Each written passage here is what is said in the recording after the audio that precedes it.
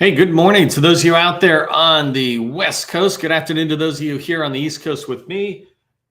I'm excited to start today's training, partly because it's Friday, and after this training, I get to go have some fun for the weekend, and partly because I'm really excited about showing you how to use ChatGPT to get over just basic and advanced hurdles that you might be running into in your business as an employee, or more importantly, today I'm kind of talking to the small business owners out there. Before we get started, I want to share a tip that is a way that I can say thank you to those showing up early and on time. And so here's my tip for you on engaging on LinkedIn, because just today we hit for the first time 100,000 views on our content in the last 7 days. That's a massive amount of views, right? We have a post out that happened to get 70,000 views, and so that's a little bit of a viral thing for us. But one of the reasons is because of the way people engaged. Almost all of my connections, and I have 20,000 connections, probably Monday, I'll be at 20,000 connections, and it's 1 or 2 or 10 a day kind of thing. But those connections are all in the GovCon space. And this post that I put out there, the reason it has a lot of views and engagements is because people are engaging in a certain way. My tip for you is if you want to help somebody you're following and you're engaging with their content, there's a couple of different key ways, right? You can give it a thumbs up, you can post a content or a comment, or you can reshare or repost. And the tip for you is about resharing and reposting. Don't reshare it, repost it. The difference is when you repost it, you're taking my post and putting it on your feed, none of your comment, none of your thoughts on it. You just put it out there. And resharing it means you basically are taking it and making my post your own, which is fine, but you're making my post your own, and then you're writing a comment. What happens is it stops the engagement activity when you reshare. But when you repost, people on your feed see that you're bringing them some great piece of content that you liked, let's say mine, and you're bringing it onto your feed. And so they're seeing you, and then they're seeing me as an example. But I get to maintain the views and the engagement of my piece of content that I put out on LinkedIn all the way through your network. And so it's expanding. So when I see a piece of your content, I will never, ever reshare it. At best, I will repost it so that you're just being put into my feed without my 2 cents.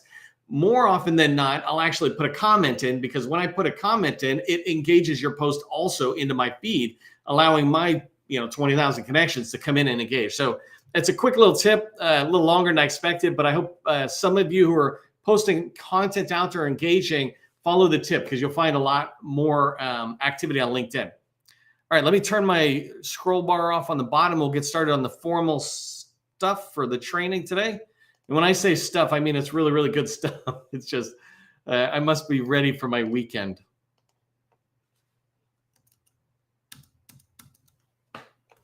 Okay, let's get started talking about today's topic. Today's topic, I want to introduce you to artificial intelligence for GovCon 305. That's the number I thought to call it, and so I did call it that, right? And it's about using ChatGPT to get past company hurdles, organizational challenges you run into. Before we go too far, I really want to make sure you understand this whole idea that AI is not the future. AI is the now, it's the present. It is here, and it's here to stay. It is the equivalent of horses and cars, right? Cars are here. You can spend 100 years trying to argue it, but cars are here and horses are out as the main way of transportation. AI is here to stay. Everyone is getting proficient. The federal agencies, your very customers, are getting proficient. They want to know how you're able to help them with their mission by using AI. And internally, their own staff is figuring out AI. They have whole career paths and training around AI. Well, you should do the same thing. You should be figuring out, how do we formally introduce AI into our organization, into our business, and how do we begin to make sure we're getting trained? And when I say formally, it could be as much as saying, AI is here, we're going to start training ourselves. Let's hit Google, or let's go to Neil's training, right? A couple of areas we're going to talk about today that are really important uses of ChatGPT and AI, whatever AI tool you use. I use Johnny, the ChatGPT tool, but you can use this for business process improvement, looking across your organization and using ChatGPT to figure out, how do I improve the processes I currently follow?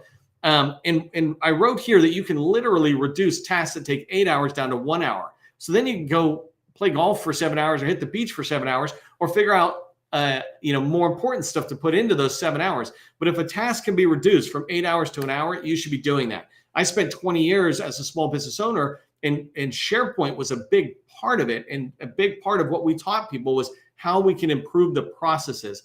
And so when you start applying that to your own company, you're going to find a lot more time free to be able to just go home or to be able to do other tasks that are important.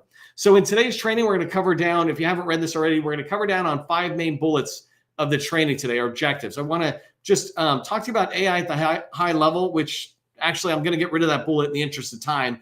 I'll talk about it as I go through.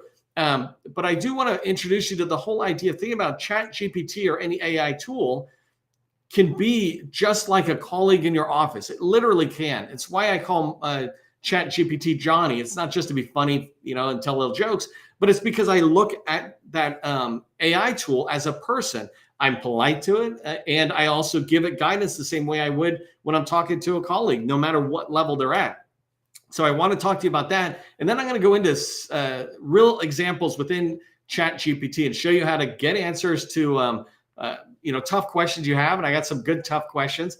How you can use it for talent acquisition. One of the biggest challenges in the government and in industry is talent acquisition, finding and hiring the right people. So we're going to talk about how can ChatGPT help there. And then the third way is SOPs and policies, right? These are some back office maturity activity that you need.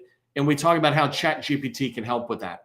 If you don't know who I am, my name is Neil McDonald. I'm the president of the GovCon Chamber of Commerce, and I want to welcome you again to the federal sales training. I spent 20 years as a small business owner in the federal market, and since 2018, I've been teaching people like you that government contracting is not a secret. It's just a process. And when we follow a process, we're going to have repeatable, predictable results. That's what I want for you. That's why I'm teaching you ChatGPT and AI, is because it can improve your processes. I wanted to say thank you to the sustaining members of the GovCon Chamber of Commerce. It's through their generosity that we're able to make all this training possible, all the courses we might put online on our website, et cetera. And so thank you to the sustaining members. You're helping small businesses, whether you know this or not, from Guam to the U.S. Virgin Islands and everywhere in between, every single state in between. If you haven't watched earlier trainings I've done, this is the 5th of 5 trainings on using ChatGPT. And so I did some really good ones: how to write blogs, how to create a capability video, how to do sales assistance, and whatever I did on Monday that I can't remember. Okay, so let's dive into ChatGPT. Just this idea that it's like another person, right? I say it's your everyone, it's your BFF. But think about all these different roles ChatGPT could play for you. It can be a subject matter expert. A subject matter expert is one you turn to get advice from. They know everything. Well, guaranteed that AI tool knows way more than any of us, right? It's got so much in its head. And so they're a subject matter expert. They're also a colleague, right? A colleague could be somebody you tend to be doing a soundboarding activity with. And so soundboarding, you might do it with a superior or a boss. You might do it with a peer, or you might do it with even people who are direct reports, et cetera. But your colleagues, you're bouncing ideas off them. Well, you can use ChatGPT for that exact same activity. Doesn't mean I don't want you talking to people. I'm just saying, look at your new BFF here. A writer and an editor. If you've watched my other trainings and you watch some of what I do today, you're going to see that ChatGPT will be a great draft writer. They'll write draft copies of things. You can even give it content and say, hey, edit it, make it better, and it will. And then the other thing down here is ChatGPT. You treat it, in my opinion, right? You treat it like an intern or a junior employee where it needs clarification. It can do anything you tell it. It's a competent person, right? Artificial intelligence. But it needs guidance, just like an intern or a junior person would come in and they're able to work with us, but we need to give them guidance. Hey, this is how we do this in the federal market. And the last one is virtual assistants, right? You can pick these up for, and I don't mean this to be so property-like, but you can engage with a virtual assistant for like $1,000 a month, getting them full-time. Well, think of an AI tool or a ChatGPT just like that, except for you don't have the cost and they're there whenever you need them. Now, think about how could you use ChatGPT and AI tools to make the virtual assistant better, be able to do their job better, the junior employee or the intern. Imagine having an intern write your blogs and in your SME article drafts, and then coming to you and you're the one editing it. So there's a lot of thought in there. But when I look at ChatGPT, I see it from many different angles. So I'm going to go through 3 slides and just show you scenarios I'm going through. Then I'm going to flip back to this first slide and go back and forth between the tool, ChatGPT, and the questions. And so we'll bounce around. I'll watch my time and I'll go for as long as I can. But this first set of examples, I was thinking of tough questions, right? And you'll see me get to it. But the way I preface this when I think about a tough question is if you're sitting in the office, you're like, man, how do I do this?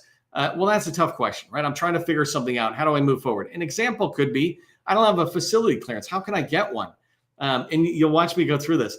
I have a tough CPARS. I've got a core who's giving me a bad review or whatever it is. What do I do, right? You can try to go on to YouTube or somewhere. Even me, if I have a video out there, it's one answer.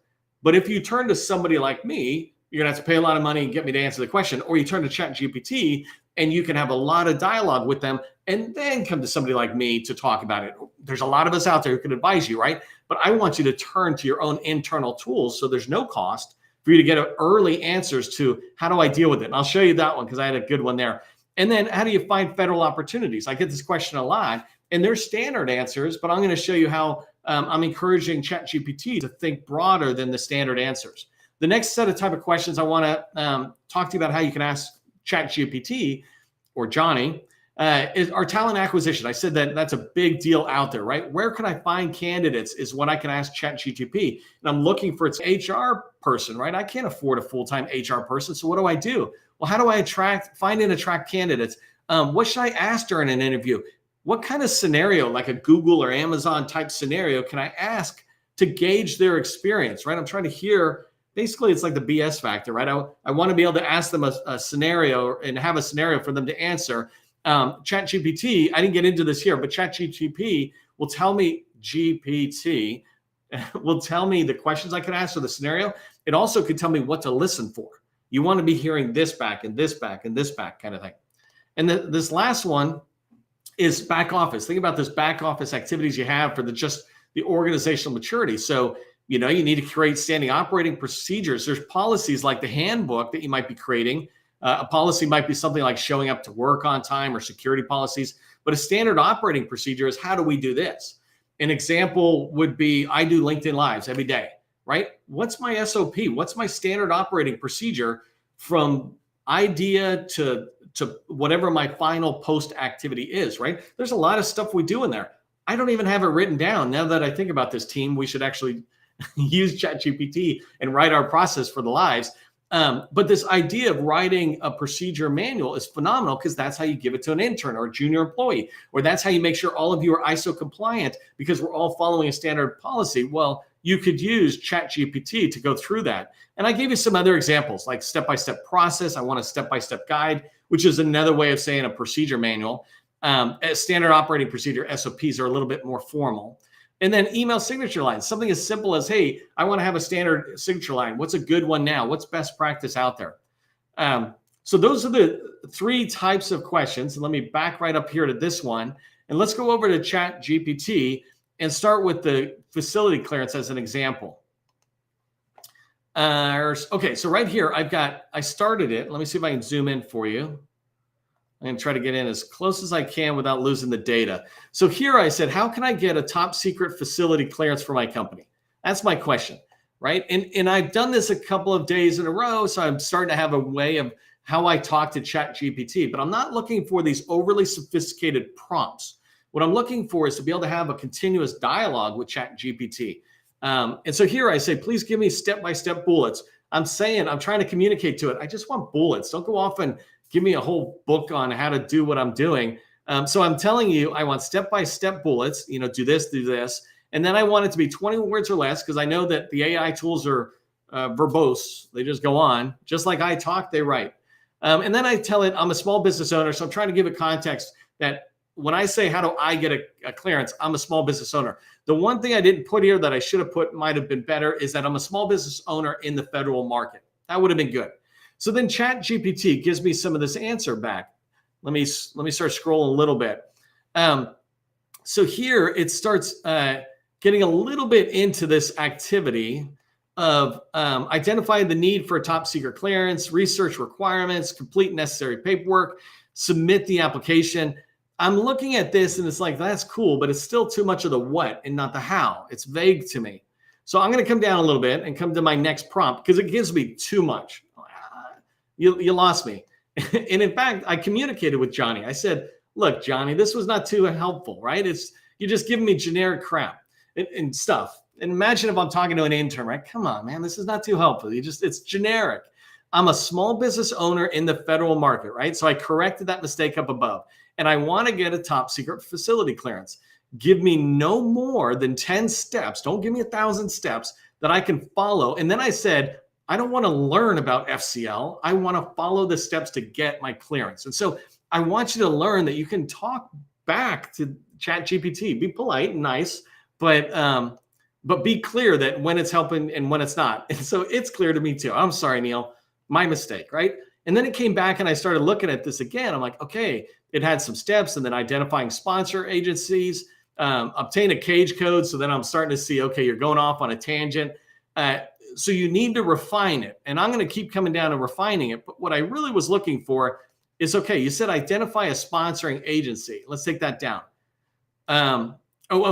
Sorry. Bullet number 1, it says determine the eligibility. If you're new to this, then you would ask, hey, what is the eligibility? And it comes down and it gives you some guidance, right? You need a certain business type, legal status, some contracts. But again, it's given me a lot of conceptual stuff. And that's not what I want. I want a really clear piece of advice. And then I said bullet number 2, which is the one I was really trying to drive at, because this is what I teach people. How do you get a TS facility clearance? You go get it from somebody else, not the government. It's really hard to try to find the government contract that's going to get you a TS clearance, but you can get it all day long from a strategic teaming partner. So I said, explain sponsoring to me.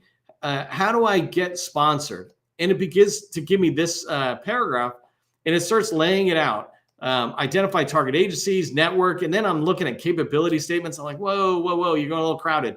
But here, what I saw was it says you could obtain a subcontracting opportunity. Consider partnering. Now, remember, I'm going very, very fast, but if you had read this, you would kind of be coming along the same line. And I said, well, explain this subcontracting. And it starts telling me, okay, you need prime contractor, establish a partnership, have some security agreements. I'm going to jump to my prompts because I got other examples. But then I said, do you have any suggestions or secrets, even though I say it's a process, do you have any suggestions or secrets that will help me convince a prime to give me a subcontract in order to sponsor me? And it says, well, there's no guarantee, but you could do this. Showcase your expertise, establish a relationship, tailor your proposals, and it's going on and giving me some more stuff, provide references, etc. But then I said, well, if a prime and I decide to work together, and this is where I was really trying to get to the point, is that if I'm working together with a prime, what's the process for them to give it to me? And it says here, if you guys decide to work together and the prime agrees to sponsor your clearance, here are the typical steps. That's where I was trying to go. So verify eligibility, review the security requirements, get a subcontracting number 3 agreement in place, get this facility clearance verification, and then security briefings and indoctrination. So it's starting to tell me these steps. And let me see if I did one more refinement. So right here, I thought it was too vague. And I said, you left out steps that the prime would take to help us get it. What are those steps, right? And again, it's super nice to me. And I said, hey, I'm sorry, Neil. If a prime contractor agrees to support your company, and it took me a little while to get here. In a minute, you're going to see me get to my answer fast. But it's saying if a prime contractor is agreeing to help you with a facility clearance, here's what they need to do. They need to do a sponsoring agreement. Then they can do the document assistance related to the government. They can then do the security sponsorship. They'll designate a point of contact. So now I'm starting to learn, so when I talk to the prime, who's the point of contact for that facility clearance? It's never the first person you talk to. They're just nice. Who's the one who's actually going to go through the process, right? They collaborate with the FBI in bullet number 5. They begin to help you set up security infrastructure and training, et cetera. So as I'm going through, keep in mind, this took me 5 minutes to go back and forth with ChatGPT, maybe 15 minutes if you read all that in detail. But I'm going back and forth. Within 30 minutes, I begin to build myself a really good list. Let me take this other one. How do I deal with a tough CPARs, right? So here, let me come all the way up to the prompt. So here's a different scenario. I said, I want to ask you about CPARs. Are you familiar with CPARs? And the funny thing is, ChatGPT just likes to show us how much it knows. And it says yes. And then it goes on and on and on. I'm like, stop talking. I don't care. Like, it's telling me all this stuff. I said, good. Listen, Johnny, I just wanted to know if you were familiar before I asked actual questions. And then I hit enter because I was curious what it would say. And it's like, and it came back and said, I'm sorry, please go ahead and ask your actual questions about CPARs, right? And so then I did. I said, I'm in the formal process of having a CPARs written by my federal customer. And I think it is unfair. In 10 words or less per bullet, give me, how can I go about making a case for a better CPARs review? And this is one of the ones where the advice I got back like pretty instantly was good. To make a better CPARs review, consider doing this.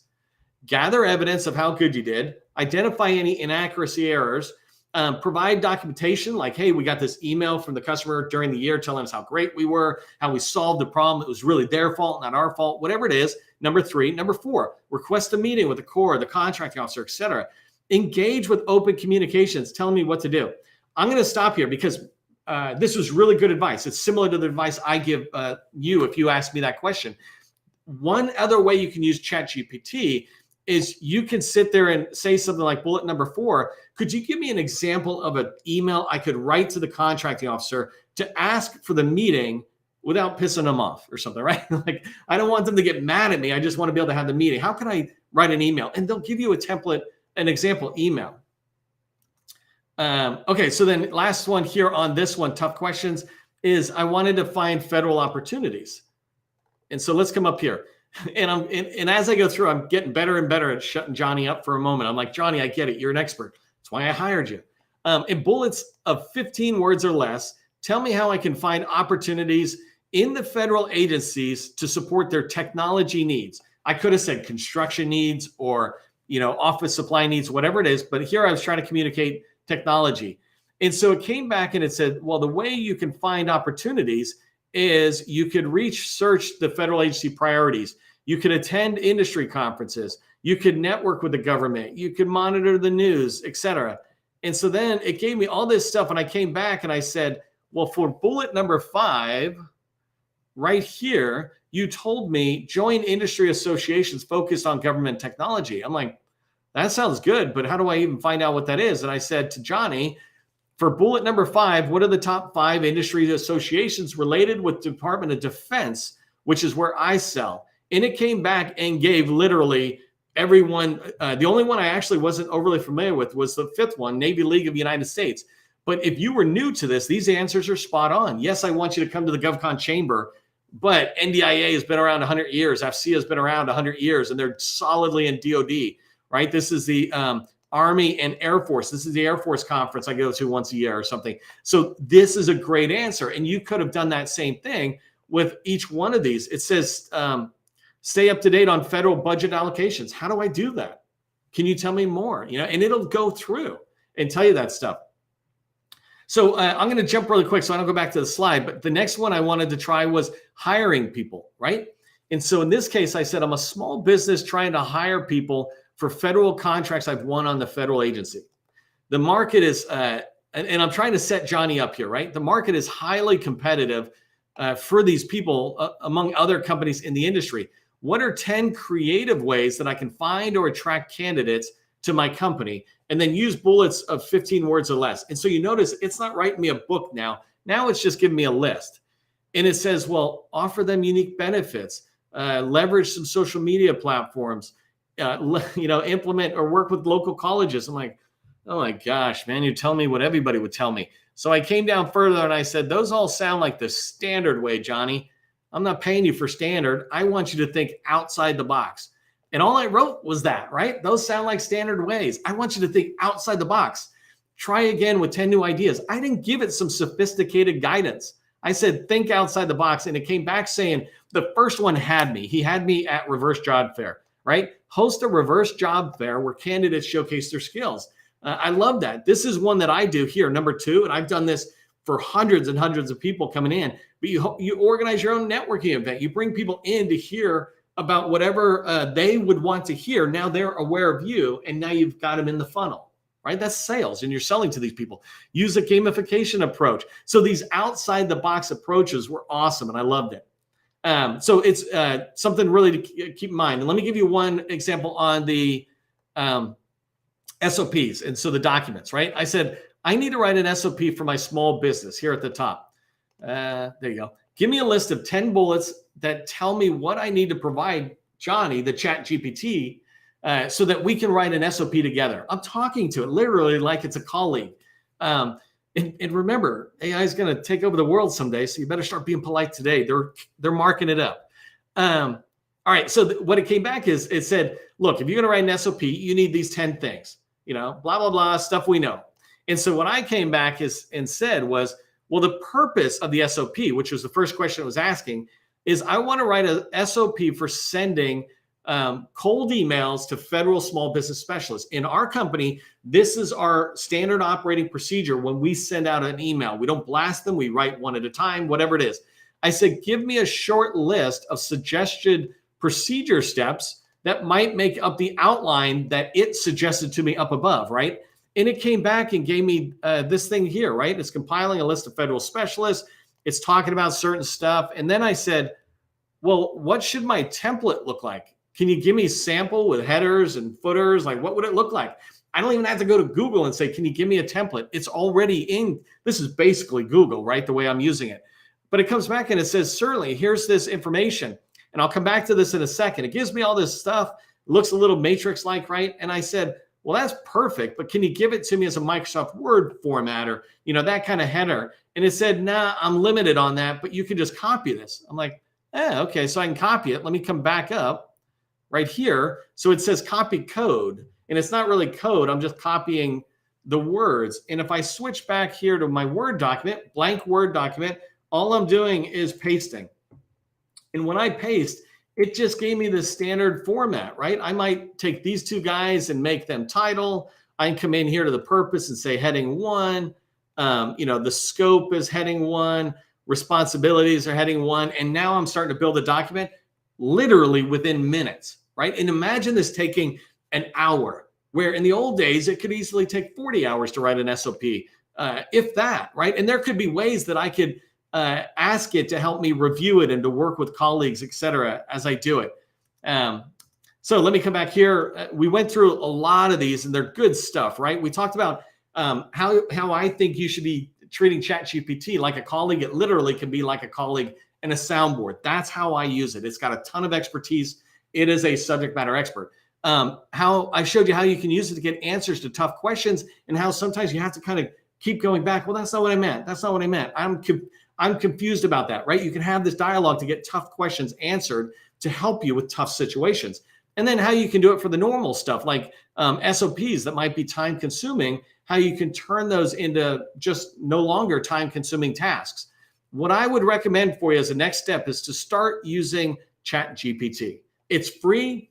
Go get it if you haven't done it, and start practicing once a day, 15 minutes. Practice something that you're doing that day. Practice having ChatGPT help you. You will start getting better and better and better. The two things that make me an expert at almost everything I do is I read about the thing I'm doing, and then I practice that thing. I get the knowledge, and then I practice the skill that I'm developing.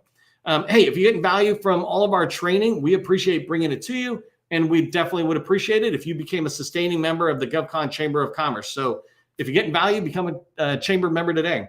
And then remember, as you head into the weekend, government contracting, it is not a secret. It's just a process. Part of the process is having fun. I hope you do. I'm going to go have fun, and I hope I see you back in the next training.